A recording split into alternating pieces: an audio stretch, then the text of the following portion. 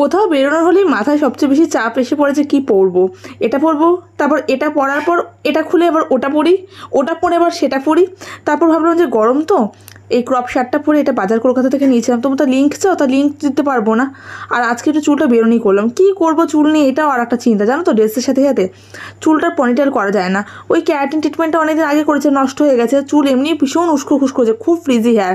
আরও ট্রেনে করে যাবো, ট্রেনে বাসে যে হাওয়া দেবে, তাই ভাবলাম গোড়ায় একটা হেয়ার ব্যান্ড দিয়ে তারপর আমি একটা বেরোনি করে নিই, সিকিউর থাকবে চুলটা। আর তোমরা তো সবসময় বলো যে দিদি তুমি কম্প্যাক্ট পাউডার বা বেকিং করো না কেন, কারণ আমার ভীষণ ড্রাই স্কিন। তা আজকে এত গরম পড়ছে, টি জোনটা প্রচুর ঘেমে যাচ্ছে, তাই আমি হালকা করে একটু বেকিং করলাম। আর আজকের এই ভিডিওটা করতে গিয়ে মানে এডিট করতে গিয়ে আমি দেখছি ক্যামেরাতে একদম ভিজিবল আমার গালে হালকা হালকা ফ্রেকেলস হয়েছে। স্কিনটা খুব বেশি ড্রাই, মেকআপ তো বসছে না, মানে ফাউন্ডেশন দাঁড়াচ্ছে না, আর ভীষণ ডাল লাগছে, জানি না কেন হঠাৎ হলো। তা আমি ভাবলাম এই শার্টটার সাথে এই প্যান্টটা পরি, আর স্কিন কেয়ার আবার শুরু করতে হবে। স্কিনে কেন এরকম হচ্ছে, চুল স্কিন নিয়ে আমি একদম স্যাটিসফাইড না। আর আজকের লুকটা আমার মনের মতো একদম হয়নি।